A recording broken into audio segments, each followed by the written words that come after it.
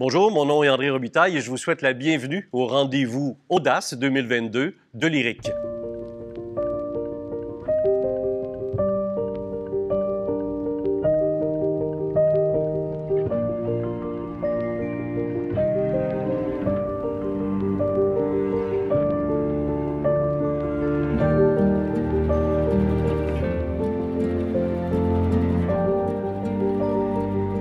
Merci d'être là. Écoutez, aujourd'hui, moi, j'avais envie d'être ici parce que je suis un homme curieux puis je suis un homme têtu. Parce que je veux savoir, je veux essayer de comprendre. Tout ce milieu du cancer est vraiment dur à cerner. Mais quand on est entouré par les trois femmes que je vais vous présenter, bien, on peut peut-être un peu mieux avancer. Une oncologue, une chercheuse et une femme qui a un cancer peuvent répondre à des questions que vous avez et que j'ai aussi. Alors, allons-y. Je suis Judith Lafaille et je travaille dans le domaine des communications. J'ai aussi tout récemment co-animé le balado La Carte Cancer, disponible sur la plateforme audio de Radio-Canada. Je suis ici pour vous parler de mon processus d'acceptation et de résilience à travers la maladie. Judith, c'est quoi le cancer? Je ne suis pas l'experte, mais moi, j'ai dit que dans ma situation, vu que c'est incurable pour le moment, j'ai dit que c'est une coloc qui se ramasse pas, qui prend beaucoup de place, puis que parfois que je voudrais qu'elle aille en vacances, puis des fois elle revient puis elle est tranquille. Fait que c'est comme c'est comme une personne qui est tout le temps à côté de moi, qui cohabite avec moi, puis des fois elle prend de la place, des fois elle prend pas de place. Fait que c'est comme ça que je la décris. À 24 ans, qu'est-ce qui s'est passé? À 24 ans, j'ai eu le diagnostic d'une tumeur cérébrale incurable. Donc ça veut dire que c'était de la chimio en comprimé, donc orale, pendant plusieurs semaines. Puis après, il y a eu de la radiothérapie pour essayer de, le plus possible, diminuer l'inflammation et la tumeur. Comme j'ai dit, c'est incurable, donc ça ne peut pas être opérable non plus. Si c'était opérable, ça serait trop dommageable au niveau des troubles cognitifs. Donc, Il y a trop de risques? Oui.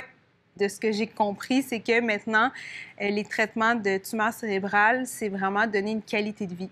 Donc, les opérations, ça faisait en sorte que tu avais de la difficulté peut-être au niveau motricité, de marcher, la mémoire. Mais là, moi, vu que je n'ai pas été opérée, je prends de la chimio en ce moment tous les soirs. Ça fait que j'ai une qualité de vie.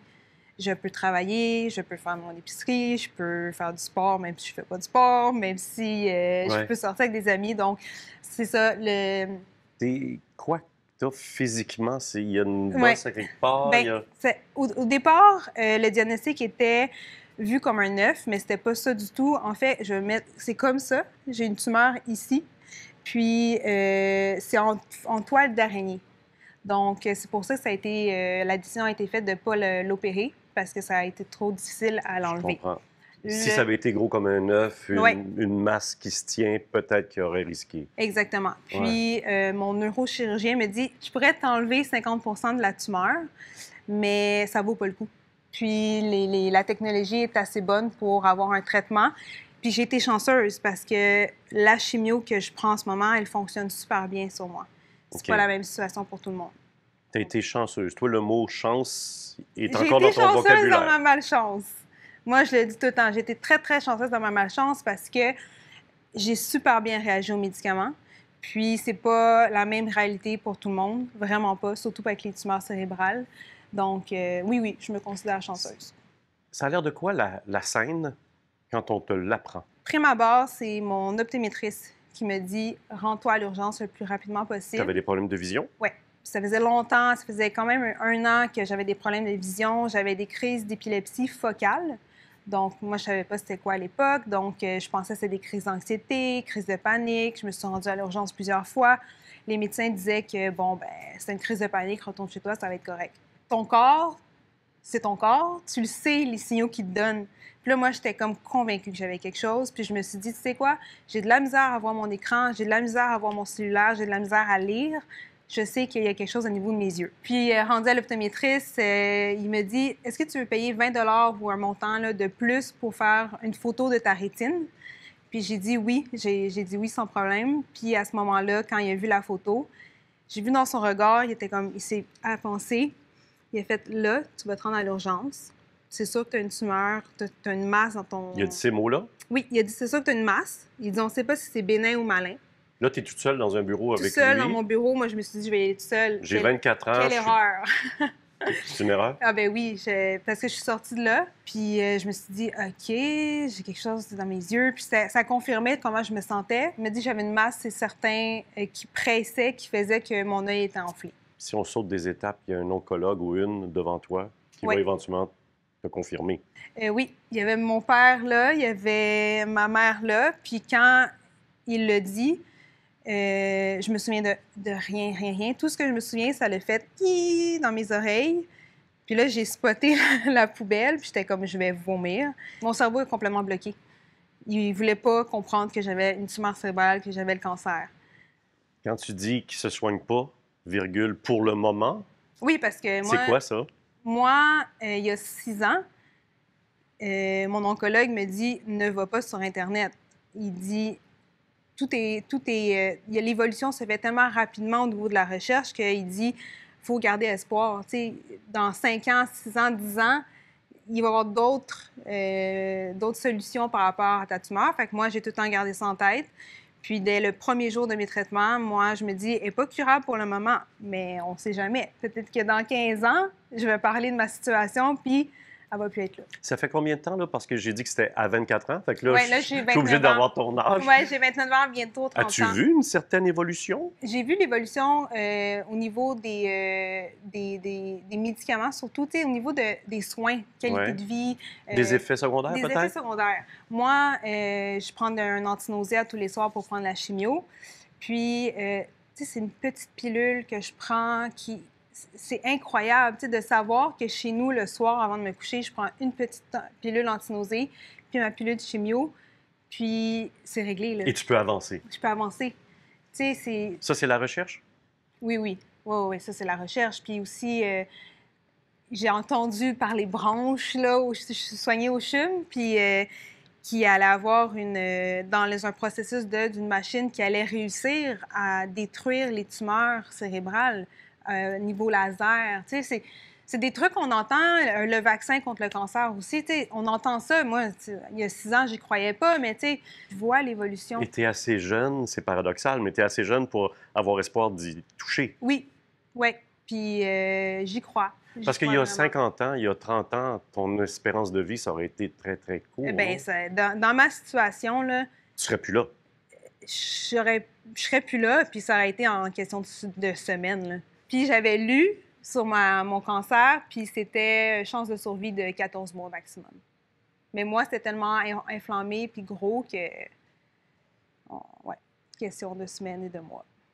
Est-ce que tu profites tous les jours de la vie? Oui, mais qu'est-ce qui est bizarre avec le cancer chronique, comme que j'ai, là, maladie chronique au quotidien, tu vis tout le gros rush du début, le brouillard. Après, tu goûtes un peu à c'est quoi la vraie vie, la vie d'avant. Puis là, après, tu retombes dans tes traitements, tout ça. Tu sais, moi, c'est quotidien. Puis là, à un moment donné, je voulais tellement travailler, je voulais tellement être comme les autres que je suis tombée dans la routine de 9 à 5, de sortir. Puis là, T'as poussé la machine? Oui. Puis j'étais comme, j'ai pas besoin de ça pour me prouver que je suis capable d'être comme les autres. Puis c'est à partir de ce moment-là, je me suis dit, profite de ce que j'ai la santé, puis profite-en de dire, je peux travailler temps partiel, je peux faire ce que je veux, j'ai le droit, j'ai le cancer. C'est comme je me donne le droit de choisir parce que j'ai le cancer, puis parce que j'ai vis quelque chose de difficile, puis je me donne le droit, mais tout le monde devrait penser comme moi. Tu sais, tout le monde devrait avoir cette mentalité. Mais c'est pas tout le monde qui peut y arriver, là. Non. C'est sûr. Et tu as passé par des étapes difficiles, sans doute. Tu es toute oui. souriante aujourd'hui. Oui. Et je sais que tu ne me joues pas une game. Non. Ça va. Oui, ça va très, très bien. Mais il y a eu des creux de vague derrière toi. Il y a eu... L'enfer. Psychologiquement, ça a atteint... dépression, peut-être, je ne sais pas. Parle-moi un petit peu de cet aspect-là. On n'en parle pas beaucoup de ça. Non, mais entre les deux oreilles puis dans le cœur, qu'est-ce que ça fait? C'est qu'après les traitements, tu vis...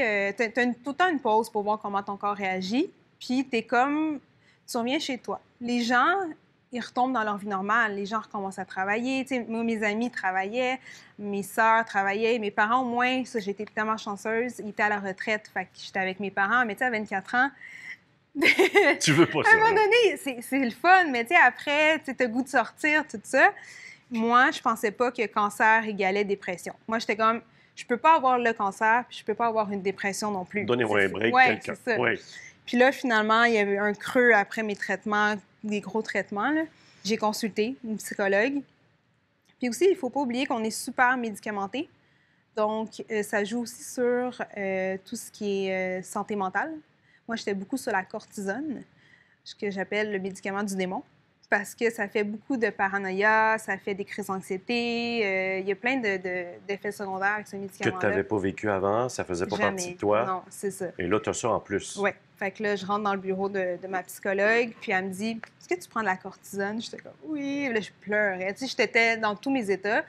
Puis j'ai comme compris que c'était les médicaments qui surtout faisaient ces effets secondaires au niveau mental, mais il y avait aussi beaucoup de chocs post-traumatiques. Puis ça, c'est encore quelque chose que je travaille fort à tous les jours parce qu'il y a des éléments que tu t'en entends pas, qu'il arrive quelque chose, puis là, la vague de chaleur, puis là, tu te rappelles l'hôpital, puis là, ça déboule dans ta tête, puis après, oh, OK.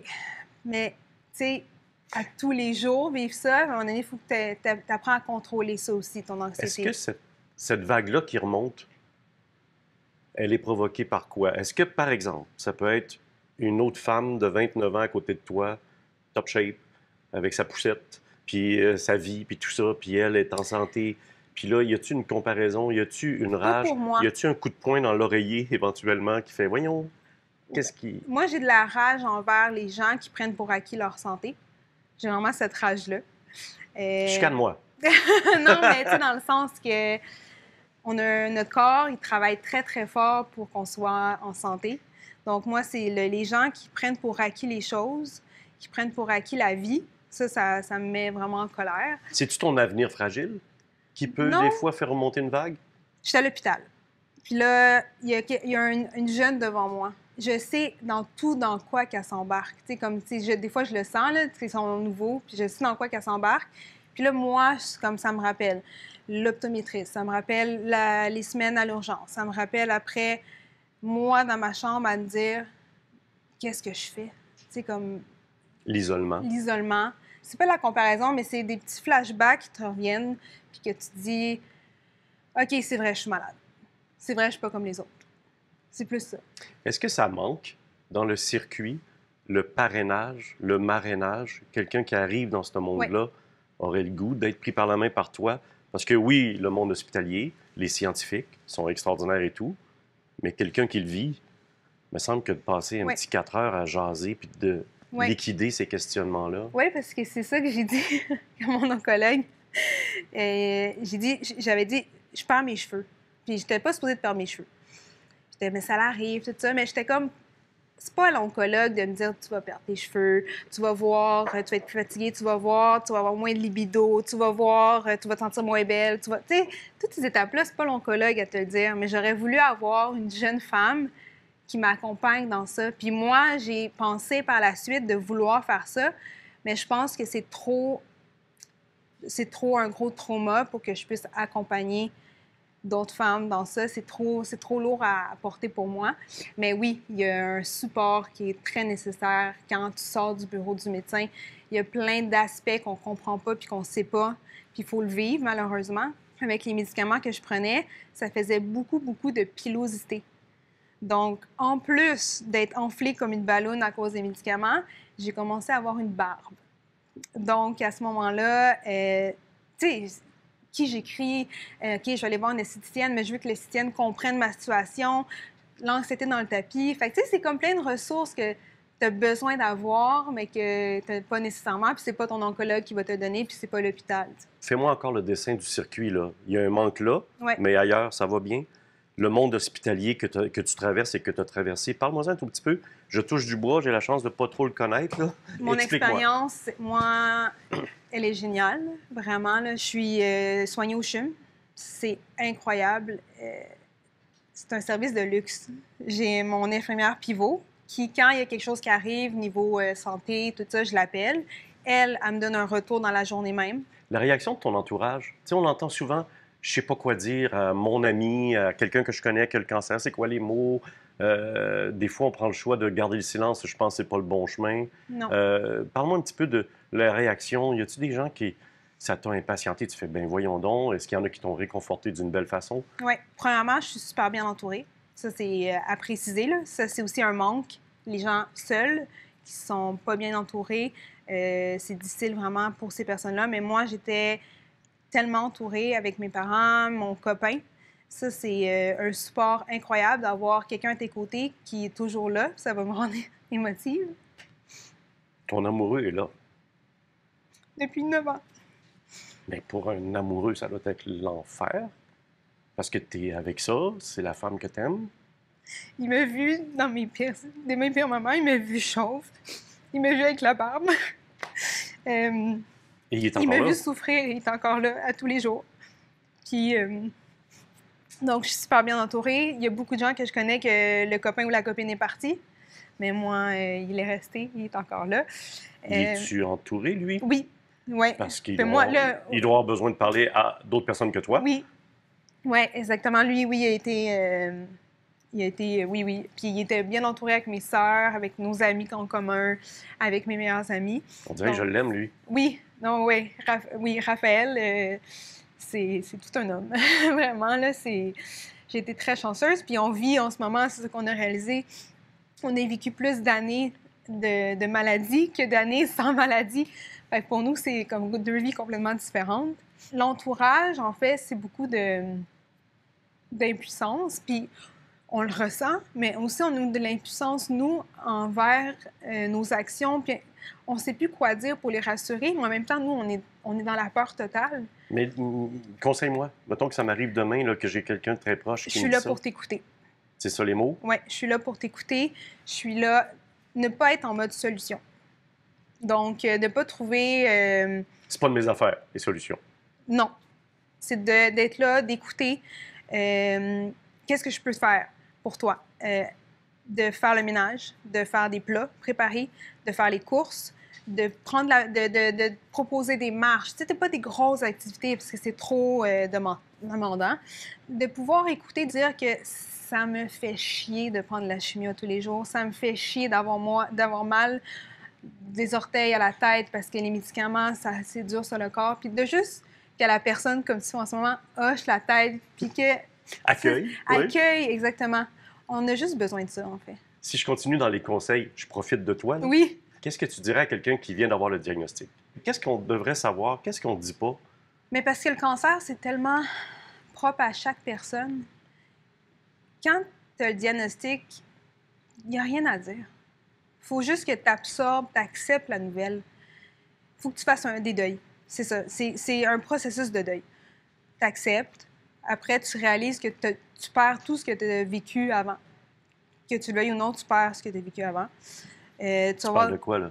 Les relations humaines? Oui, bien, relations le rythme humaines, de vie? rythme de vie, projet de vie, voyage. C'est pas dans ma situation. Moi, j'ai pas eu tant ce dilemme-là. Les femmes qui peuvent plus avoir d'enfants à cause de la chimio, pas avoir de projet à long terme au niveau de l'achat de la maison, peu importe, parce que nos salaires sont complètement diminués. On peut pas travailler temps plein. Quand tu es en traitement, tu peux pas travailler. Puis c'est comme une roue qui tourne. Ouais. Tu as l'impression que tu peux pas t'en sortir, mais moi, qu'est-ce que... Je m'arrive à ta question. Non, t'es déjà arrivé. Qu'est-ce que je dirais, c'est... À un moment donné, ça va aller comme tu voudrais que ça aille. À un moment donné, tu vas voir un petit peu de soleil. Le brouillard va se dissiper un peu, mais il va rester là. Mais tu vas avoir un certain espoir dans ce que tu vis. Je comprends pas comment tu fais. Tu as quelque chose dans la tête qui est incurable. Tu as une masse qui est là, une coloc qui se ramasse pas, tu me disais. Puis tu me parles d'espoir, tu me parle de projet. Je suis un peu deep là, présentement, là. Tu me vois venir, mais je comprends pas comment tu fais. Ben oui, la mort, c'est un sujet qui est hyper tabou. Je suis content que tu le dises avant moi. Je savais que tu t'en allais dans ça. Ben, c'est parce que c'est délicat. oui. Mais on est obligé d'y penser, ça hante au début, ça hantait journées. beaucoup mes journées. Au début, toutes mes actions étaient axées vers est-ce que je vais mourir, puis tout ça. Puis ça a été très... Si ma mère me dit, en ce moment, tu vis, oui. En ce moment, t'es pas morte, non. Elle dit, ça se peut que cancer, pas cancer, tu sortes dans la rue, tu te fasses frapper par un boss. Ben, c'est ça. Puis ma mère m'avait dit, à un moment donné, tu vas voir, ça va faire partie de toi, la maladie. Moi, j'y croyais pas. J'étais genre, non, tu sais, c'est comme, je peux pas accepter. Puis là, ma mère était comme, tu connais le mot résilience. Ça, c'était un matin, je m'en souviens comme c'était dans mon appartement. Mon père faisait la vaisselle, ma mère était assise. Le mot résilience, que tu sais, ça veut dire quoi? J'étais comme, non. Puis là, j'ai regardé, j'ai noté la définition, puis je dis, je vais appliquer ça tous les jours. Fait que c'est à cause C'est quoi la définition? Bien, ma définition de résilience, c'est de prendre ce qui arrive, de faire du mieux sur ce que tu peux avec, puis de juste laisser aller. Vraiment. De ne pas t'en faire parce qu'il y a des choses bien pires dans la vie que... Oui, il y a des choses bien pires dans la vie que ma situation.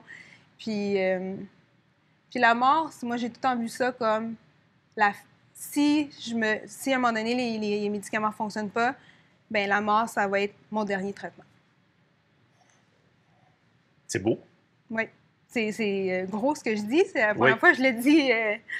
Ouais. C'est un méchant T-shirt, hein? Oui, c'est ça. Ça sera mon dernier traitement, la mort. Mais tu m'ouvres la porte à l'humour. Oui. Parce que toi puis moi, on a ça. Oui. Et non, c'est vrai. Puis on se comprend là-dessus.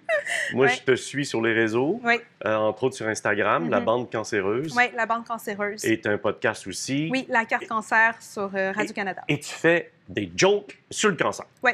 Wow! Ouais. Ça, drôle de chemin. Ouais. Moi, je le comprends. C'est peut-être pas tout le monde qui le comprend, mais c'est drôle, le cancer. Pour vrai, oui. Pour vrai, oui. Tu vas t'expliquer? Oui, je vais t'expliquer. J'ai tout le temps été quelqu'un qui adorait rire. Je suis très, très, très bon public. L'humour a toujours fait partie de ma vie. Donc, pour moi, rendre la maladie drôle, c'était surtout un processus de défense, puis avoir un certain contrôle sur ce que j'avais pu. Donc, mon corps me faisait défaut, j'avais plus confiance en mon corps, puis j'étais comme, le seul truc que je peux faire confiance, c'est l'humour. Donc, j'ai décidé d'en rire, puis dès les premiers jours, je m'en souviens, ça, c'était drôle. On était à l'hôpital, j'avais fait des tests au niveau des yeux, parce que c'est tumeur cérébrale, c'est toujours la vision, tout ça. J'étais en chaise roulante. J'étais toujours en chaise roulante alors que je pouvais très bien marcher. Puis, il m'avait donné des médicaments qui faisaient que mes pupilles étaient complètement dilatées. Il fallait que je mette des lunettes de soleil. J'étais dans le corridor avec mon copain Raphaël. Il me poussait, puis j'avais l'air d'une rockstar. J'avais tous les cheveux à l'envers aussi. Puis là, je montais dans le corridor, puis là, je faisais « yeah, yeah » comme ça aux patients. J'étais sur la cortisone aussi, là. Puis déjà, à ce moment-là, je fais « OK, il va falloir que je rie de ma situation. » Puis à partir de ce moment-là, c'est ça, c'était avec mes amis. On sait bien, toi, tu as une tumeur cérébrale. Elle veut attirer l'attention. Tu sais, c'était tout le temps été ça. Quand j'ai commencé les traitements, puis de voir vraiment c'était quoi physiquement, les changements, bien, au lieu de pleurer puis de m'apitoyer sur mon sort, j'étais comme, je vais en rire. Je vais en rire que je suis gonflée comme une balloune. Je vais en rire de tout mon côté, que j'ai plus de cheveux à cause de la radiothérapie. C'est un moyen pour moi de comme mieux accepter la situation. Ouais. Puis ça marche. Oui, ça marche. Ça fait partie de ton traitement. Ouais. Oui. Surtout avec la bande cancéreuse sur Instagram, on voit le bien que ça fait aux personnes, autant les proches que les personnes atteintes d'un cancer. Ça réagit, oui? Oui. Avec ma collègue Evelyne, on a beaucoup de messages. Les gens, ils nous remercient parce que à l'hôpital, le temps est long des fois, puis il y a beaucoup de gens qui nous disent, bien moi, quand j'attends pour mon rendez-vous avec mon oncologue, bien je vais sur votre page, je regarde les images, je regarde ce que vous écrivez, puis ça me fait du bien. J'aimerais ça que tu me parles des gens qui ont décidé de donner de l'argent pour la recherche. Ces gens-là là, qui ont donné 50$, 5 000, 500, 5$, puis que tu es assise devant moi aujourd'hui. Y a-t-il un lien? Comment tu t'exprimes face à ça? Ben oui. Moi, je le dis tout le temps, tout ce qui est recherche, sans ces personnes-là, je ne serais pas assise devant toi à te parler. Je ne serais plus là. Moi, la recherche, je trouve ça... Moi, c'est un don de soi, les chercheurs, les donateurs, de donner des sous ou de prendre de son temps pour trouver des méthodes pour, justement, que le cancer soit moins... que le taux de mortalité soit moins haut, mais que ce soit plus comme une maladie chronique avec une qualité de vie qui dure à long terme. Donc, la mortalité, mais aussi qualité de vie, c'est ça que tu me dis? Qualité de vie. Qualité de vie, là, ça, c'est quelque chose que je pensais pas possible avec le cancer. Toute la recherche va vers ça.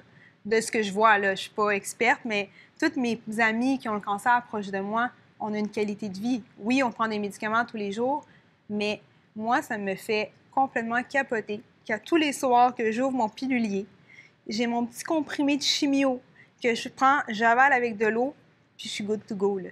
Moi, à chaque fois, je suis émerveillée par la science puis par les chercheurs. Je suis comme, comment ils ont réussi à se rendre là? Puis, tu sais, c'est pour ça que je garde espoir, parce que je me dis, s'ils sont capables de faire ça plus tard, comme, peut-être, il y a d'autres traitements qui vont arriver, qui ça va être miraculeux aussi, là. Pour moi, c'est des sauveurs, autant comme les oncologues, là, comme des médecins, vraiment. As-tu envie de redonner tout le temps? Tout le temps. Tout le temps, J'ai tout le l'impression temps. que tu pourrais courir sur une montagne, un peu comme Julie Andrews, là, tu sais. T'as le goût de crier « Oh, la vie! » Puis tu gambades en chantant. On dirait qu'il y a ça, non? En ce moment, c'est ça, ma vie. Je suis vraiment dans le moment présent. J'ai vécu le balado, j'ai vécu beaucoup de trucs dans les dernières années que je suis sur mon X avec ma maladie. J'en profite à 100 %. Fait que c'est pour ça que je suis capable d'en parler. Puis je me bloque pas par rapport à ce que je dis. J'ai été super émue tantôt. Fait que j'ai tout le temps été transparente dans la vie, puis la maladie a fait que je suis encore plus transparente. C'est vraiment bizarre à dire, mais je suis fière de ce que j'ai pu faire avec ma maladie et mon cancer. Et moi, je vais dire encore quelque chose de plus bizarre. On dirait qu'il y a un côté positif avec ton cancer que tu as trouvé. Oui. Mais il y a souvent ça qu'on entend, là, mais c'est vrai que quand le diagnostic, c'est comme tu as une révélation de la vie, puis tu dois tout faire en conséquence pour en profiter. Donc, pour moi, c'est quelque chose de positif d'avoir eu cette claque-là. Si jeune, malheureusement, trop jeune pour moi, mais je suis contente d'avoir eu cette claque-là, puis je suis contente d'avoir une mentalité qui est différente des autres, puis de comprendre c'est quoi la valeur de se réveiller à tous les matins, puis de profiter des arbres, la nature, des gens, de manger, de marcher, de respirer. Pour moi, je remercie le ciel. Je sais pas, je suis pas croyante, mais je remercie quelqu'un en haut qui veille sur moi. Une bonne étoile. Moi, j'aurais envie de remercier Raphaël, Oui, tes mes parents, parents, mes sœurs, Annie-Maryse, mes meilleurs amis. les spécialistes aussi, Les spécialistes, ça, sans eux, je serais pas ici non plus. puis les chercheurs, chercheuses. Oui, vraiment. C'est une belle famille, ça? Oui, je suis bien entourée. Longue vie. Oui, on l'espère. On dit ça? Oui, OK. mais oui. Pourquoi pas? Je dirais belle vie, mais déjà. Oui, c'est ça, exact. Ouais, Longue vie. Longue vie. Je m'appelle Héralda Kina. Je suis oncologue et étudiante au doctorat en biologie moléculaire à l'IRNIC. De la clinique à la recherche, j'ai choisi d'approfondir mes connaissances pour mieux traiter mes patients. Aujourd'hui, je veux vous parler d'espoir parce que j'ai confiance en notre immense potentiel à faire une différence en cancérologie. Héralda, pourquoi on devient oncologue? On devient oncologue parce que dans le décours de la médecine, on s'attache aux patients en oncologie. Vivre le moment de l'annonce du diagnostic, vivre les étapes où est-ce qu'on aide le patient à se sortir d'une crise majeure de sa vie ou l'accompagner dans des moments extrêmement difficiles, c'est un privilège pour le médecin. C'est quelque chose qui enrichit énormément notre pratique. Puis on veut avoir ce rôle-là d'accompagner nos patients. Tu fais ça depuis combien de temps? Moi, je suis oncologue depuis... 4, avec 5 le ans, COVID. 10 ans? Non, je pense 3 ans. 3 mais, ans, parce que tu es jeune. Oui, je suis vais jeune. me permettre de le dire. Je peux te dire Oui. que tu as 30 ans? C'est jeune, non? Oui, absolument. C'est drôle, je te demande pourquoi on devient oncologue, puis tu me parles tout de suite de la fameuse scène d'annoncer à un patient qui a le cancer. Et c'est curieux parce que ça m'intrigue, ce moment-là, beaucoup, moi. J'ai souvent parlé à des patients de ce moment-là, mais j'ai rarement parlé aux médecins de ce moment-là. Quand on se prépare à annoncer une mauvaise nouvelle à un patient, on étudie longuement le dossier au préalable. Donc, on se prépare vraiment pour toutes les questions possibles. Puis, on regarde aussi l'aspect plus social du patient. Quel type de patient je vais avoir devant moi. Est-ce qu'il est bien entouré? Est-ce qu'il est supporté? Exactement. Puis, ça va faire partie des questions absolument essentielles que je vais poser dans la première rencontre. Je veux savoir, est-ce que ce patient-là va avoir le support adéquat? Est-ce que ce patient-là, il va avoir des gens autour de lui pour l'accompagner en chimiothérapie? Puis je préfère quand il y a un accompagnateur avec le patient pendant l'annonce de la mauvaise nouvelle. Quand on regarde le dossier, tout le temps, c'est très difficile pour nous quand on va l'annoncer. On se met à la place du patient, on trouve ça difficile. Des patients jeunes, des patients qui ressemblent à des membres de la famille, des patients qui te ressemblent. Qui me ressemblent, c'est encore plus difficile. Donc, il faut encore plus se préparer à l'avance pour pas avoir l'air trop émotif pendant la rencontre. Donc, il va falloir choisir ses mots. Puis, c'est un apprentissage qu'on fait sur des années et des années. Nous, on est là pour continuer à évoluer dans notre pratique. C'est pas voici comment moi je fais les choses, puis toi, en tant que patient, il faut que tu l'acceptes. Absolument pas. C'est personnalisé. Absolument. Il ne faut pas se sentir comme un numéro devant l'oncologue à se faire dire ça. Là. Absolument. Ça serait la pire gaffe. La plupart des oncologues ont cette ambition-là, de vouloir faire des soins qui sont le plus humains possible, les plus personnalisés possible. Après, le développement de chaque personne au niveau comment est-ce qu'on aborde les sujets avec les autres est différent pour chacun d'entre nous. J'ai l'impression, comme spécialiste, que l'oncologue a un attachement particulier avec son patient. Oui. Hein? Ouais. Parce qu'on est dans un monde de risques, on est dans un monde d'essais et d'erreurs, on est dans un monde de panique. Oui. Et tu as quelqu'un devant toi qui ne comprend pas tous les mots que tu emploies. Oui. C'est nouveau pour lui ou elle. Écoute, je pourrais continuer la liste longue de même, là, de mon point de vue à moi. Oui. Et c'est du temps devant nous. Oui. Donc, il y a un attachement particulier. Il y a un très grand attachement. Moi, je parle du point de vue des médecins et on est très, très attachés à nos patients. On les voit dans un moment de crise dans leur vie, un moment qui définit le avant puis le après de leur vie. Puis on les rencontre à ce moment-là. C'est un moment où est-ce que établir une connexion humaine est extrêmement important. C'est clair qu'après, il faut qu'il y ait une confiance qui s'établisse pour proposer tous les traitements de chimiothérapie ou les autres traitements en oncologie qui sont toxiques. Il faut qu'il y ait ce lien de confiance-là qui soit assez fort. On dirait que le problème que tu peux avoir, mettons que moi, là, j'ai un cancer puis tu me l'annonces, c'est que j'ai un sentiment que toi, tu sais tout, puis tu sais que je ne sais pas tout. Et Okay. Il y a un sous-texte de si tu savais ce qui s'en vient pour toi. Est-ce que tu dis tout aux patients? Dans ma pratique... Entre toi puis moi, là. Oui. Mettons, là. On est juste toi puis moi. Donc, quand j'étais au tout début de la pratique, je me disais, selon les livres, il faut qu'on dise tout de suite. Puis je me suis rendu compte qu'en le faisant devant les patients, c'était reçu de toutes sortes de manières différentes.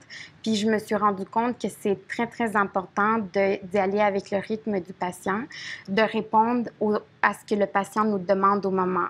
C'est-à-dire que des fois, il y a des patients qui, dès la première rencontre, veulent avoir des idées de pronostic, puis il y en a d'autres qui ne veulent pas vraiment en entendre parler. OK. Il faut que tu sois un peu psychologue. Oui. Il faut que tu ressentes jusqu'où tu peux aller avec l'individu que tu connais pas tant que ça, en fait. Exactement. C'est très difficile de s'ajuster. Mais c'est sûr que c'est très important que si le patient veut en savoir plus, que ce soit exprimé ou que s'il veut en savoir moins, que ce soit également exprimé. On va s'amuser dans les prochaines minutes, toi et moi, à être très, très à la base, OK? Dans tes mots à toi, avec ton expérience, c'est quoi un cancer? Un cancer, c'est quand il y a une cellule qui devient... dans le corps, quand elle devient assez problématique, puis elle perd sa fonction de cellule normale. Elle commence à avoir un comportement d'invasion. Elle commence à envahir d'autres tissus. Elle commence à se créer des barrières autour d'elle pour se protéger du système immunitaire.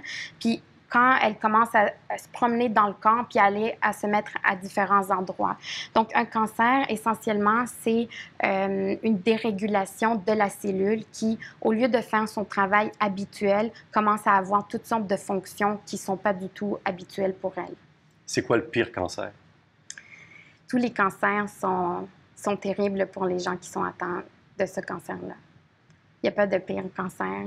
Tu fais attention à ta réponse, hein? Ben, c'est parce que c'est la réalité. Le patient, il ne veut pas savoir est-ce qu'il y a d'autres cancers qui sont pires, qui ont un moins bon pronostic. Pour lui, c'est quelque chose de terrible dans sa propre vie, qui est difficile dans sa propre vie. Pour moi, il n'y a aucun intérêt de dire « ouais, mais c'est moins pire que tel cancer » ou « c'est le pire cancer ».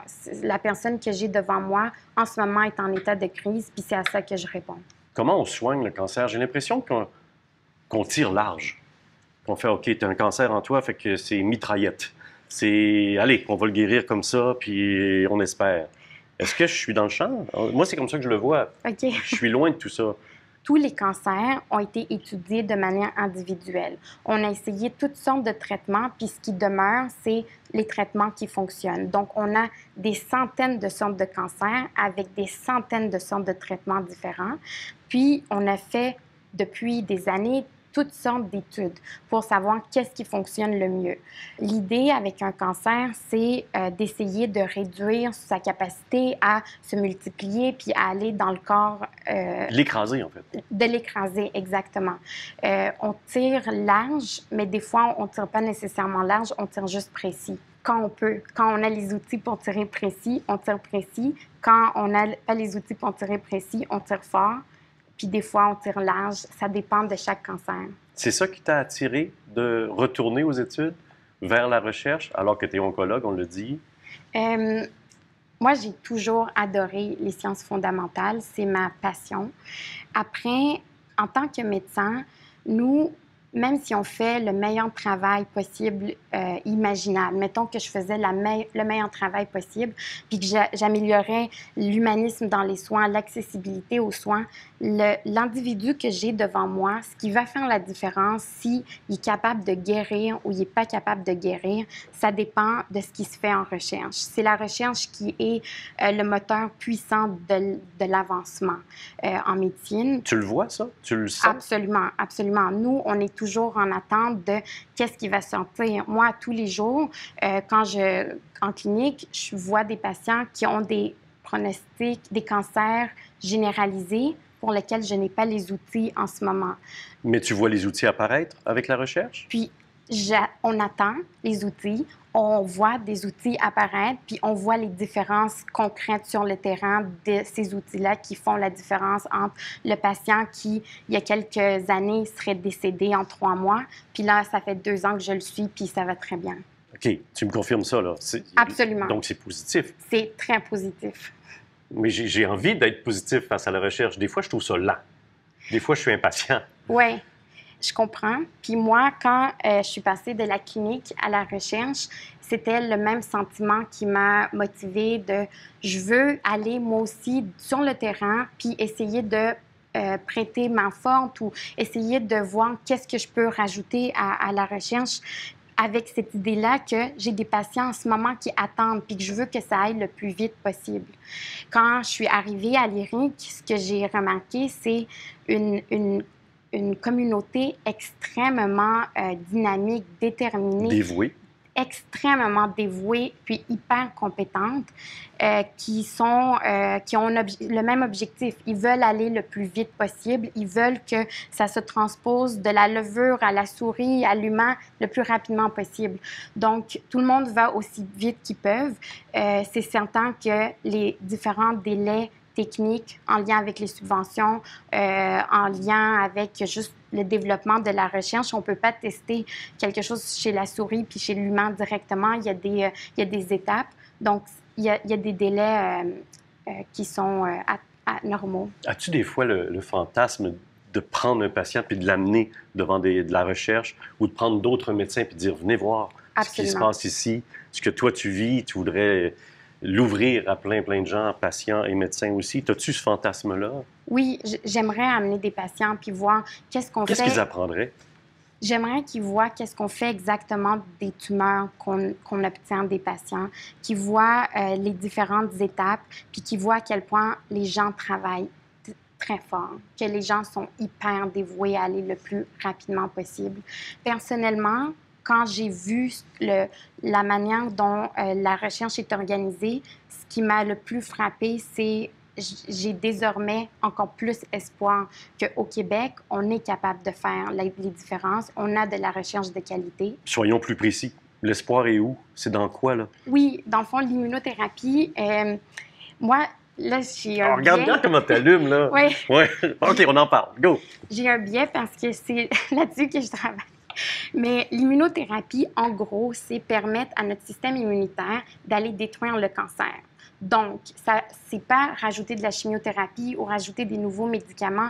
Et ce n'est pas non plus, prends plus rien, tu vas te guérir toi-même, là. Absolument Oh, qu'on n'est pas là. Non, c'est permettre au système immunitaire d'aller attaquer le cancer.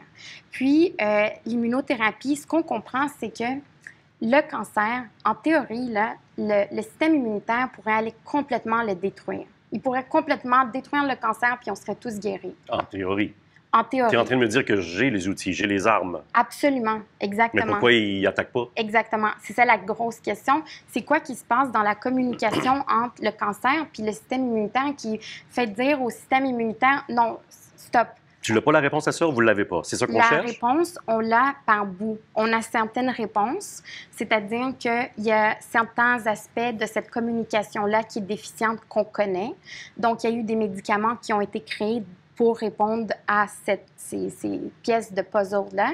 Par exemple, les checkpoint inhibitors, c'est des molécules qui ont fait une grosse différence, par exemple, dans le mélanome. Avant, dans le mélanome, la durée de vie d'un mélanome généralisé, c'était 3 mois. Puis maintenant, avec les checkpoint inhibitors, on voit des patients qui sont guéris ou qui sont, du moins, en de très, très longues rémissions. Donc, puis ça, c'est uniquement leur système immunitaire qui s'en va faire le travail. Il n'y a pas de chimiothérapie ajoutée à ça. Il n'y a pas d'autres traitements. Mais ça ne marche pas avec tous les cancers. Ça ne marche pas avec tous les cancers. Donc, c'est là qu'on sait qu'on comprend en partie ce qui se passe, mais on ne comprend pas tout ce qui est déficient dans cette communication-là entre le système immunitaire puis la cellule cancéreuse. Puis notre objectif pour plusieurs laboratoires dans l'IRIC, c'est d'essayer de comprendre comment mieux guider le système immunitaire pour aller faire cette différence-là. Puis notamment, une des possibilités sur lesquelles on travaille en ce moment, c'est les vaccins anticancéreux. C'est de dire, voici ta cible au système immunitaire, puis va l'attaquer. Puis ça, c'est juste un des aspects dans lesquels on essaie de rétablir cette fonctionnalité-là du système immunitaire qui, de ce qu'on a compris jusqu'à présent, pour certains types de cancers, est tout à fait capable de faire le travail. Donc, c'est plausible. Votre objectif se peut, là. Oui. C'est pas ésotérique. C'est pas ésotérique. Tu es en train de me dire que dans 20 ans, il y aurait peut-être des vaccins? J'espère beaucoup plus Je tôt dis que un ça. chiffre plutôt que ça. J'essaie Beaucoup plus d'être tôt. Oui. réaliste. Et c'est là-dessus. Le Eureka, ça va être à ce moment-là? Le Eureka, je pense pas qu'on peut le prévoir à l'avance, mais le Eureka, pour moi, ça va être probablement dans l'immunothérapie, c'est-à-dire les médicaments qui vont permettre de vraiment juste permettre au système de faire son travail normalement de la manière la plus naturelle et la moins toxique possible. OK, je vais te poser une question difficile. Oui. Tu fais quoi demain? Ou tu as fait quoi hier? Ça se passe comment? Tu es devant quoi? Si tu me concrétises un tout petit peu, parce que c'est mystérieux pour nous, hein? Oui, je vais faire de la bioinformatique. Donc, dans le fond, tous mes échantillons sont déjà tous analysés. J'ai déjà mon ADN puis mon ARN de près. Puis là, je vais aller chercher différentes zones de l'ADN puis de l'ARN pour savoir qu'est-ce qui peut donner des antigènes Oui. qui pourront être ciblés par nos vaccins. D'accord. Tu cherches des cibles. Absolument. Puis ça, je le fais avec de la bioinformatique. C'est quoi les doigts sur la table? Sur mon ordi. Pour vrai? Je fais juste de la bioinformatique. D'accord. Alors, En ce d'une moment. façon informatique, c'est ce que j'entends. Oui. Et là, tu essaies de déterminer une cible. Exactement. Et vous allez en faire des tests. Après, on prend les cibles qu'on a déterminées de cette manière-là, puis on fait des tests sur des cellules initialement pour voir est-ce que les cellules réagissent ou pas. Puis ensuite de ça, on va faire d'autres tests par la suite, soit sur des souris, puis ensuite sur les humains. Es-tu fier de ton travail, de ce que tu fais, de ce que tu donnes à la société, de ce que tu vas faire? Je suis fière, mais je vais dire que je vais être beaucoup plus fière quand ça va avoir une portée très concrète pour les patients. Ça ne l'est pas assez encore? Non, ça n'est pas assez encore, T'es- mais ça va l'être. T'es impatiente? Je suis très impatiente parce que moi, de voir des patients dans mon bureau qui attendent, des jeunes patients qui me disent, par exemple, tout ce que je veux, c'est voir ma fille aller à la maternelle. Même des patients de 60 ans qui viennent juste de prendre leur retraite puis qui me disent, j'ai travaillé toute ma vie, là, je vais en profiter, puis que finalement, c'est fini. On leur annonce un cancer avec un pronostic restreint. Pour moi, c'est très frustrant. Puis oui, je suis très contente de ce qu'on fait, mais pour moi, l'objectif est très clair. Il faut que ça donne des résultats sur les patients puis que je sois capable de voir ces patients-là qui veulent voir leur enfant rentrer à la maternelle, leur permettre de réaliser leurs objectifs. Tu cognes sur la table quand tu me dis ça, hein? Oui, parce que ouais. Oui, mais c'est beau. L'inverse serait inquiétant.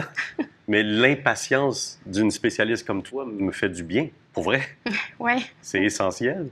Oui. De taper du pied un peu. Oui.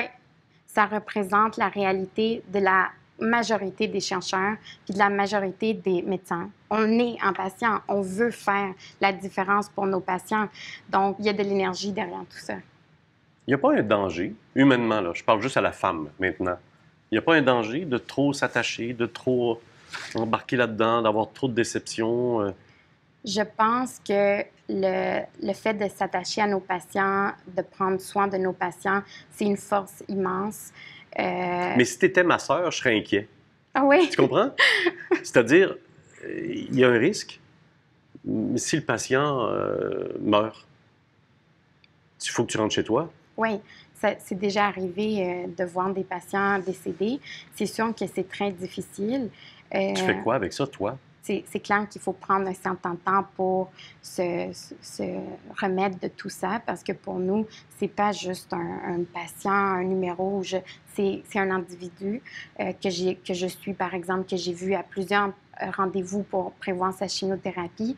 Donc, c'est pas bénin. J'en parle avec des collègues pour exprimer mes émotions. On est tous dans le même bateau, donc on sait exactement ce que ça veut dire. Puis il y a de la compréhension puis du support entre nous.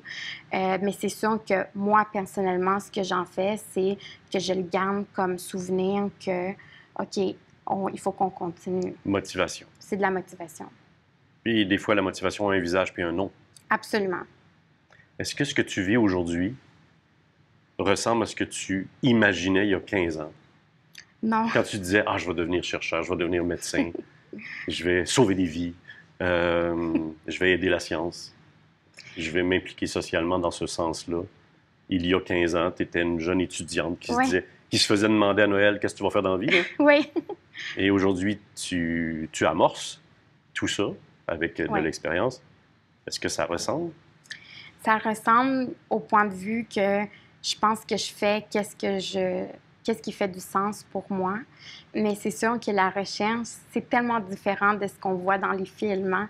C'est pas des scientifiques dans leur cerveau qui sont froids, puis qui sont toujours dans leur tête, puis qui sont avec leur pipette, puis qui font des expériences, puis que ça... Ça explose à un moment donné, là? Non. Pas du tout. C'est des gens extrêmement passionnés qui vont être toujours dans les idées, avec qui on a énormément de contacts humains, chaleureux.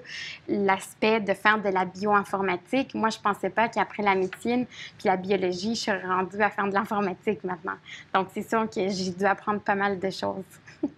Comment tu vas revenir sur le terrain? Qu'est-ce que tu penses faire? Qu'est-ce que je pense faire une fois que je vais retourner sur le terrain? Je vais retourner sur le terrain. À temps plein? Pas à temps plein, non. Tu vas rester chercheuse? Je vais essayer de diviser mon temps pour continuer à faire de la recherche puis faire de la clinique. Pour moi, c'est vraiment important. Puis pour moi, quand je vois, par exemple, des patients la fin de semaine puis qu'ils me posent des questions, c'est un outil très important de motivation où est-ce qu'ils me disent est-ce qu'il va y avoir quelque chose qui va sortir? Est-ce qu'il y a quelque chose qui s'en vient? Je retourne le lundi à mon travail en recherche, puis je me dis, OK, parfait, j'ai comme un nouveau boost pour aller de l'avant. Le hasard de ton parcours, si c'est un hasard, a fait que tu as vu et tu as eu beaucoup de cancer du sein, je pense, hein, dans ton parcours. Oui, exactement. Parlons-en un tout petit peu. On va y aller plus spécialisé, plus pointu, mettons, si tu permets. Parle-moi du cancer du sein. Qu'est-ce qu'on devrait savoir? Qu'est-ce qu'on ne sait pas? Qu'est-ce qu'on sait Comment il est sournois? Donc, le cancer du sang, c'est le cancer le plus prévalent chez les femmes. Donc, ça va toucher beaucoup de femmes au Québec, au Canada, puis en fait, dans le monde entier. C'est donc un cancer qui, pour moi, est très important à développer des nouveaux traitements là-dessus parce que ça va toucher vraiment beaucoup d'individus. J'ai été exposée à beaucoup de sortes de cancers, mais effectivement, j'ai toujours eu des cliniques un petit peu plus remplies de patientes de cancer du sang parce que... Qu'est-ce que tu veux pas dire? Ben, ce que je veux pas dire, c'est que c'est des patientes avec lesquelles j'ai eu plus d'affinité puis d'attachement. Donc, ça a fini par être des patientes que j'ai plus retrouvées dans ma... À cause de la femme que tu es? Oui, en quelque sorte. Je voulais faire une différence. Mais c'est normal. Je ne comprends pas ton hésitation parce que je le comprends très bien. OK. Je voulais faire une différence pour les femmes. C'est pour ça que j'ai... Mais c'est beau, ça? Oui. En tant que femme, médecin? Oui, mais je veux juste pas que...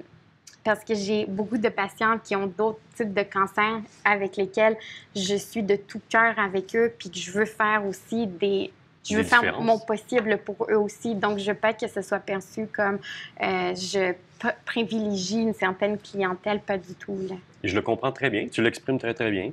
Et je le saisis. Puis moi, je dis bravo à ça. Là. Ça, c'est personnel. Mais continuons à parler, donc, combien c'est sournois et combien ce cancer-là, on devrait mieux le cerner. Je t'écoute. Donc, le cancer du sang, c'est un cancer que, grâce à l'arrivée des mammographies, on a vraiment diminué de beaucoup la mortalité. Donc, on est capable de l'attraper de manière plus précoce, puis on l'enlève. Donc, ça fait en sorte qu'on est capable de pas l'attraper à des moments où est-ce qu'il est beaucoup plus avancé. Donc, en ce moment, le cancer du sang, quand il est généralisé, on n'a pas d'outils pour le guérir. On a juste des outils pour prolonger la vie des patients. Donc, on n'est pas capable, pour un patient qui a un cancer généralisé, de donner un médicament qui va complètement le sauver. En ce moment, la recherche est portée vers, on essaie de découvrir des médicaments qui vont éradiquer le cancer.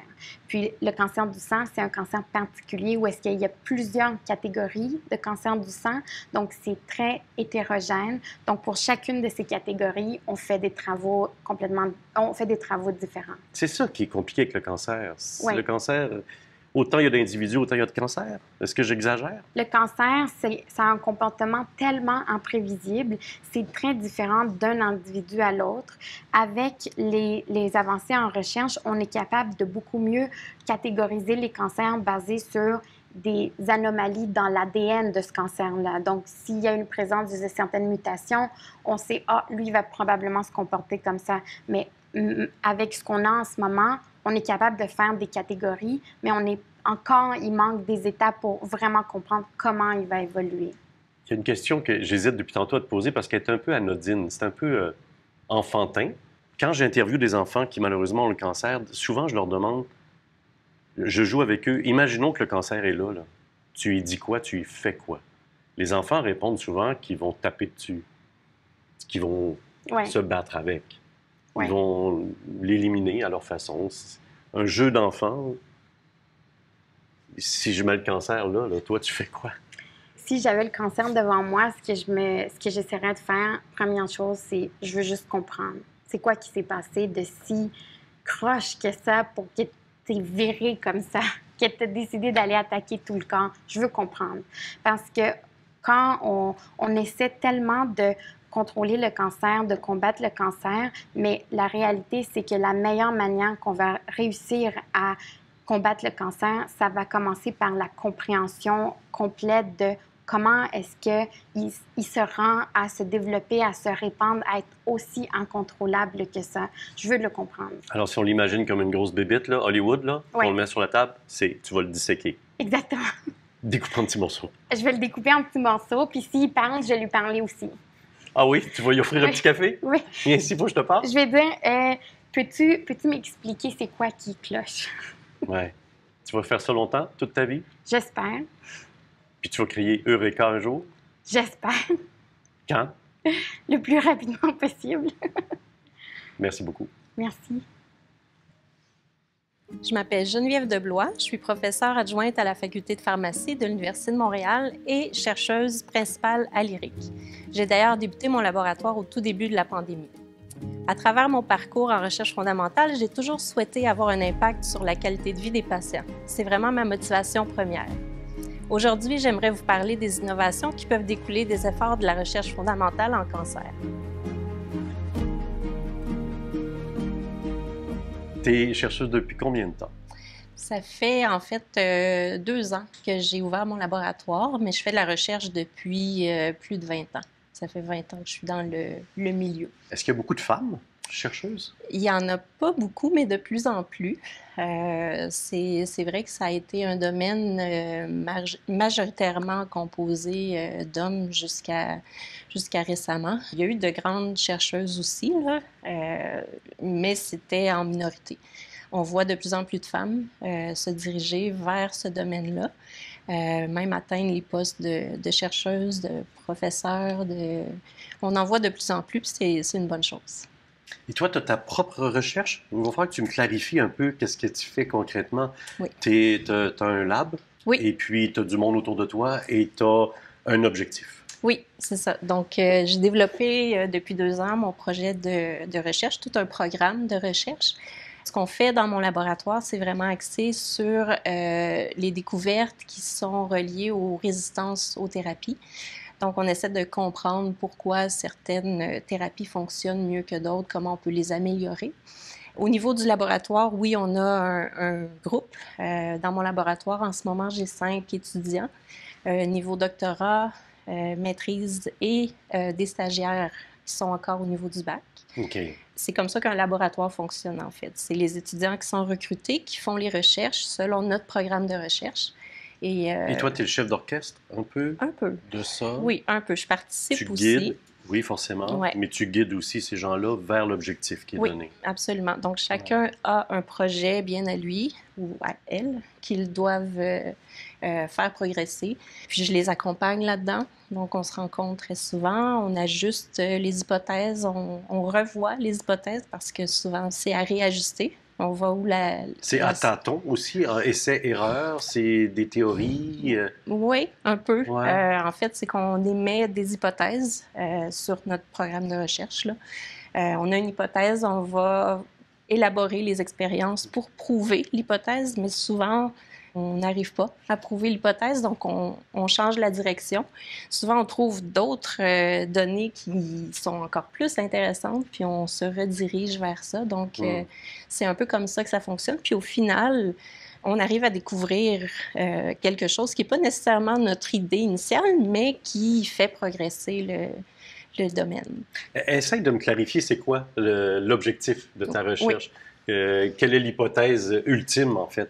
Oui, mais en fait, on veut comprendre comment les tumeurs s'adaptent à leur environnement dans mon laboratoire. Donc, on s'est rendu compte que lorsqu'un cancer se développe, les cellules qui composent le cancer sont toutes un peu différentes, même s'il s'agit d'un cancer d'un organe en particulier, elles vont s'adapter selon l'environnement de la tumeur, ce qu'on appelle le micro-environnement. D'accord. Selon les ressources qu'elles disposent. Donc, si elles ont accès à plus de nutriments, plus de métabolites, ce qu'on appelle les petites molécules qui nourrissent les cellules, on s'aperçoit que tout ça, ça va moduler l'identité de la cellule. Puis il va devenir unique, ce Exactement. cancer-là, à comparer d'un autre individu. Exactement. Donc, souvent, c'est ce qui se produit. Les tumeurs se développent. C'est sûr qu'il y a des lignes qui sont communes à toutes les tumeurs. Il s'agit de cellules qui se mettent à proliférer d'une façon non contrôlée. Mais souvent, elles vont s'adapter à leur environnement pour pouvoir continuer de proliférer. Parce qu'elle, elle veut vivre, cette méchante-là. C'est ça. Ouais. C'est ça. Et c'est le problème, en fait, des cancers. Mais le problème que je vois aussi, je m'excuse, je t'interromps, mais c'est la diversité. Oui. On dirait que c'est ça. C'est un des problèmes majeurs, non? De ce grand dossier qui est le cancer. Oui. C'est toujours différent d'un à l'autre. Oui, exactement. Donc, c'est ce qui fait en sorte qu'on a souvent de la difficulté à traiter les tumeurs d'une façon unique. On voit souvent des traitements qui sont très peu ciblés, là, comme la chimiothérapie, par exemple, où on essaie simplement d'arrêter toutes les cellules qui prolifèrent, tout simplement. Depuis quelques années, la recherche nous a amené maintenant à développer des traitements qui sont plus personnalisés pour chacune, oui, plus ciblés pour chacune des tumeurs. Ça, c'est la recherche qui nous donne ça? Oui, c'est absolument. Le travail des chercheurs, chercheuses qui donnent ça? Oui, absolument. Donc, est-ce que je comprends, mettons, j'ai un cancer, au lieu de lancer large, on va essayer de trouver où est-ce qu'on va les pointer, puis c'est là qu'on va travailler? Oui. C'est ça que tu es en train de me dire? Oui, c'est ce qu'on essaie de ça, faire. pour l'individu, c'est juste des bonnes nouvelles. On est moins malade? Oui, c'est le but, en fait, des recherches. On n'en est pas là en ce moment complètement. Il y a certains cancers pour lesquels on a fait plus de progrès à ce niveau-là. On arrive à classifier les tumeurs dans des sous-groupes qui ont des caractéristiques précises qu'on arrive à cibler d'une façon plus efficace. Par exemple, le cancer du sein est un bon exemple où on arrive à catégoriser les tumeurs dans différents sous-groupes. Et chaque sous-groupe est traité avec un médicament différent qui est bien ciblé pour les défauts de ces Je comprends. cellules. On va s'amuser avec des questions très, très de base. Là. Ouais.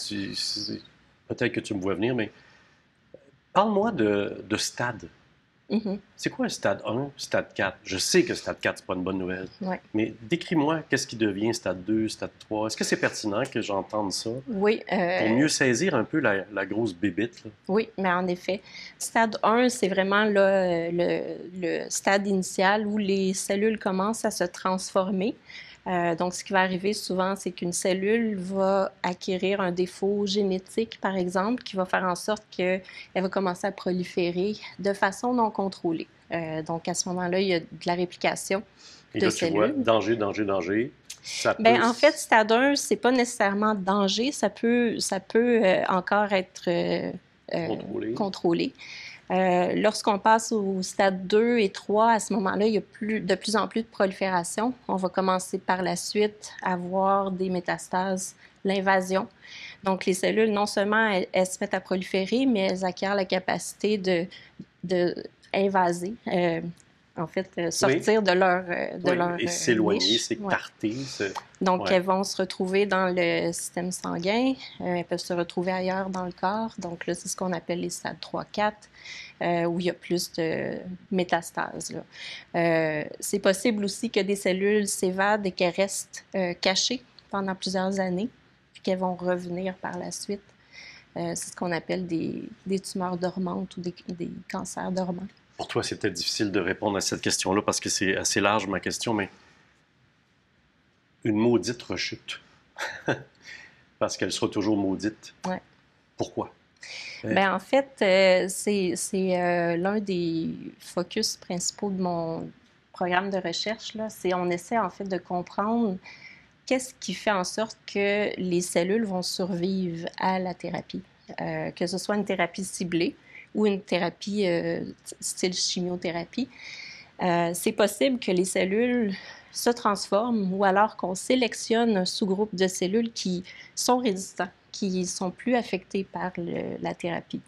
C'est possible aussi qu'on commence à traiter une tumeur qui répond très bien, puis qu'à un moment donné, le même traitement ne fonctionne plus. Elle vous déjoue.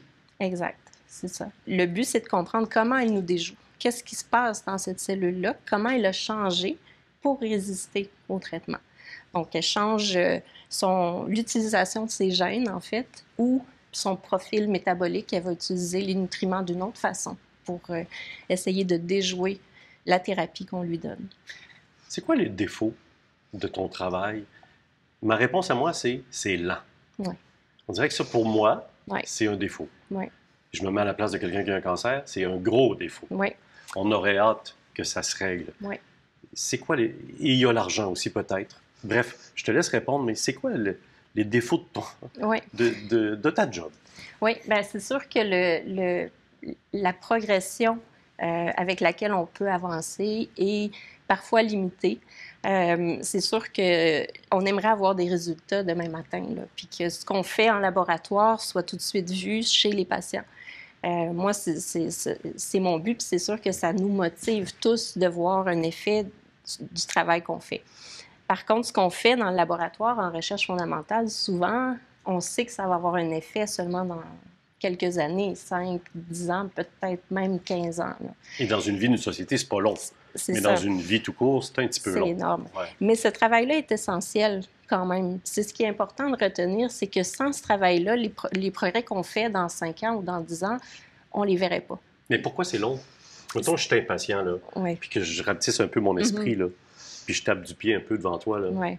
Pourquoi ça prend du temps de même? C'est long parce qu'on doit s'assurer que tout ce qu'on fait ne va pas nous amener dans un cul-de-sac, en fait.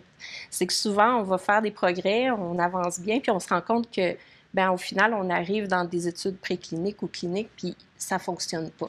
On voit en recherche fondamentale de très beaux effets, puis au final, c'est pas, ça ne progresse pas. Ouais. Ça, c'est possible. C'est possible aussi que certaines recherches sont plus lentes par manque de financement, par manque de capacité. C'est un processus qui est très lent, la recherche fondamentale. Par contre, ça va de plus en plus vite. Puis il y a des structures qui font en sorte de faire progresser certaines découvertes beaucoup plus rapidement. Donc, on commence à voir un peu plus de ce qu'on appelle du translationnel, là, où on voit la recherche fondamentale qui passe en préclinique dans un même institut et qui va aller tout de suite en études cliniques. Donc ça commence à se faire, puis on voit... Tu es en train de contredire une idée préconçue que j'ai. Vu de chez moi, j'ai l'impression que vous êtes loin de la clinique. Pas tellement. Pas tellement. Il y a des projets qui se développent en ce moment où on commence à être plus près des cliniciens, des oncologues, puis on peut travailler avec du matériel qui provient directement de patients, arriver à comprendre directement ce qui se passe dans les tumeurs des patients et pouvoir avoir un impact au niveau préclinique beaucoup plus rapidement. Donc, on développe des projets comme ça maintenant qui sont directement plus reliés avec... Ça, c'est plus excitant, il me semble. C'est très excitant. Ouais. C'est très excitant. La recherche fondamentale, pour moi, c'est excitant d'une façon ou d'une autre, c'est certain. C'est sûr que de savoir qu'on travaille avec du matériel qui est très approprié, là, on sait que ça provient du patient, on sait que c'est une vraie tumeur. Là, tu me parles d'une biopsie, là? Oui, par exemple. On sait que à ce moment-là, ça peut avoir un impact direct, plus que de travailler dans ce qu'on appelle in vitro, avec des cellules qui poussent dans du plastique, là, par exemple. C'est un peu moins un impact direct. Ouais. Mais toutes ces recherches-là sont essentielles. Donc, les recherches dans tous les types de modèles sont essentielles pour se rendre aux études précliniques. J'aimerais ça profiter de toi pour clarifier un truc qui m'intrigue. On a glissé tantôt un petit peu sur l'argent, mais j'aimerais ça y aller. Oui. J'aimerais ça qu'on en parle. Oui. Parce qu'on est là à l'année à demander de l'argent, puis aider la recherche, puis moi je le fais depuis des années. Qu'est-ce qui coûte quoi? Les machines, les individus, ça coûte combien? Peux-tu m'aider à concrétiser un peu qu'est-ce qui arrive à mon 100 $ que je te donne, à mon 5000, à mon 500, à mon 50 $? Oui. Tu fais quoi avec ça? Nous, on essaie de faire le plus possible avec ça, c'est certain. Il faut énormément de ressources financières pour développer les projets de recherche qu'on développe. Mais le gouvernement en donne? Oui, le gouvernement en donne. Nous, on écrit des demandes de fonds qui se font financer. Les niveaux de financement sont assez restreints. On le voit, là, ça se situe autour de 10 à 30 % de taux de succès. Donc, c'est pas parce que moi, j'écris un projet de recherche que je vais nécessairement avoir l'argent. C'est très compétitif dans le domaine parce que les ressources sont limitées. Ce financement-là nous aide à développer les projets de recherche dans le laboratoire, mais c'est pas assez. Il faut du financement pour acheter des instruments, acheter l'infrastructure, pouvoir continuer de faire fonctionner les plateformes. Les expériences qu'on fait sont dispendieuses, des séquençages d'ADN, des expériences de spectrométrie de masse. C'est des expériences qui sont dispendieuses et qui demandent un financement constant. Et les machines sont passées date assez vite parce que ça évolue rapidement, j'imagine? Oui, très rapidement. Et les individus, il faut les payer aussi. Oui. Bon, tu me dis que tu as des étudiants avec toi, mais encore. C'est ça. Donc, on a des étudiants. C'est sûr qu'il y a des bons systèmes de bourses au pays. Il faut, oui. Mais il reste qu'on doit avoir du personnel formé pour utiliser ces instruments-là. On doit avoir des associés de recherche, des gens dans les laboratoires qui soutiennent cette recherche-là. Donc oui, le personnel, mais l'infrastructure et la recherche comme telle, chaque expérience qu'on fait, c'est de l'argent. C'est de l'argent qui part de nos fonds de financement. On a parlé des difficultés, on a Oui. parlé des défauts. Positivement maintenant, j'aimerais ça que tu me parles des wow que tu as vécu, Oui. que tu as lu dans les littératures que vous suivez, Oui. que tu as rencontré, tu as su dans un pays, à quelque part, ici au Québec, ailleurs. Tu sais, là, tu es chez vous, tu dis à ton chum, as-tu vu ça? C'est malade ce qui vient de se Oui, passer. oui. Il y a des wow dans ton parcours que oui. tu as été témoin de ça? Oui, oui, oui, absolument. Comme? Moi, j'ai commencé en laboratoire, comme je disais, là, ça fait plus de 20 ans. J'ai vu le séquençage du génome arriver. Donc, Qu'est-ce que c'est ça? c'est la lecture du génome. Donc, en fait, tout notre ADN a une séquence bien précise. Et donc, cette séquence-là n'était pas connue il y a 20 ans. Donc, il y a 20 ans, on a séquencé pour la première fois un génome humain, donc c'est-à-dire tous les chromosomes de nos cellules. Et on est arrivé à avoir exactement, chaque gène est composé de ces 4 lettres, là, GATC, dans tel ordre. Et avoir la séquence complète du génome a vraiment révolutionné, à mon avis. C'est sûr que c'est mon domaine. Oui, oui, c'est ça que je veux entendre. Ça a révolutionné complètement notre façon de faire de la recherche à ce moment-là. Parce qu'en connaissant les séquences des gènes, en connaissant les séquences de ce qui est entre les gènes, on arrive maintenant à mieux comprendre comment les gènes sont utilisés par les cellules. Et donc, de savoir cette séquence, ça a été une révolution. Là, ça, c'est une des grandes révolutions, mais c'est sûr qu'il y a eu beaucoup de petites révolutions, de petites découvertes qui ont fait avancer les choses énormément. On pose souvent la question pourquoi l'individu a un cancer. Tu m'y réponds depuis tantôt. Je te pose la question inverse, OK, qui est bizarre. Demain matin, je peux être diagnostiqué, là. Je ne suis pas imbécile. Mais pourquoi je n'ai pas de cancer? Il n'y a pas de raison nécessaire pourquoi on n'a pas un cancer ou pourquoi on en a un. C'est vraiment une loterie. C'est sûr qu'on sait qu'il y a certaines prédispositions.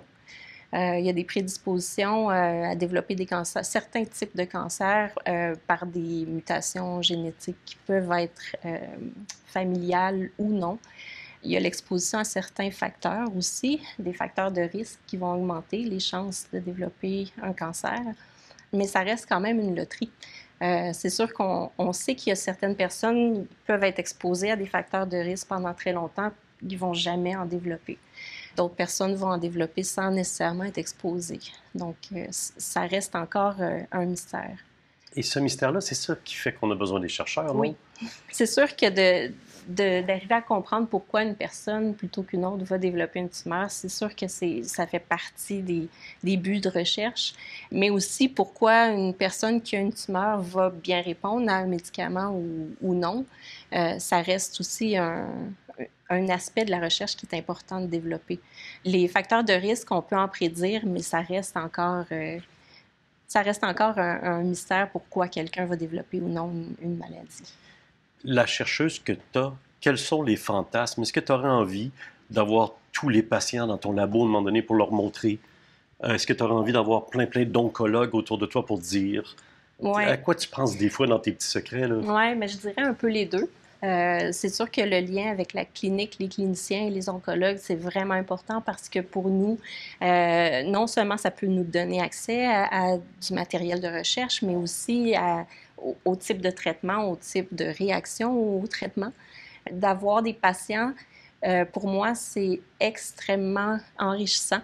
J'ai vécu mes premiers contacts avec des patients. Moi, je travaille en cancer du sein et j'ai vécu mes premiers contacts avec des patientes lors de congrès auxquels les patientes avaient été invitées. Puis en fait, les patientes jugeaient nos présentations. Et puis j'étais étonnée de voir à quel point les patients sont au courant de la recherche, sont au courant de la biologie de leur cancer. Ils comprennent extrêmement bien. Ils deviennent spécialistes, Oui, hein? Absolument. Et puis pour moi, c'est très, très, très enrichissant. Maintenant, on inclut des patients même dans nos demandes de fonds. Les patients sont inclus dans les comités de juges pour les demandes de fonds. Donc, on commence à inclure beaucoup plus les patients dans la recherche fondamentale parce qu'on voit l'apport que ça peut nous apporter. Souvent, ils vont penser à des choses que nous, on ne voit pas de la même façon. Puis c'est très important de l'inclure dans le développement de nos programmes de recherche. Comment vous vous doublez pas d'un pays à l'autre à cause de la littérature? Vous suivez ce qui se passe en Australie, en Angleterre, mais vous n'êtes pas deux, trois à travailler sur la même affaire? Oui. Vous communiquez entre vous? Oui. Comment marche le globe? Oui, mais c'est exactement ça. En fait, les publications nous permettent de savoir qui travaille sur les mêmes sujets. Les conférences aussi, là, évidemment, depuis les 2 dernières années, il y a eu moins de conférences en personne qui ont eu lieu à cause de la COVID. Par contre, ces conférences-là rassemblent souvent ensemble les chercheurs qui travaillent dans les mêmes domaines, qui ont des intérêts communs. On arrive souvent à établir des collaborations ensemble. Ça, c'est très important parce que ça donne de la diversité à nos études.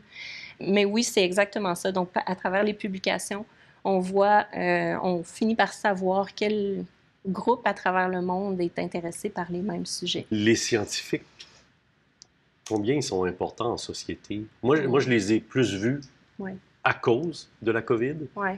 Dans nos médias et tout. J'ai fait, tiens, on a des scientifiques. Tiens, ça existe, cette bébite. Et socialement, tu les places où, toi? Oui, bien, pour moi... Sans rien enlever aux autres. Oui, pour moi, c'est sûr qu'avec mon point de vue, les chercheurs, les scientifiques sont d'une importance capitale, là, c'est certain.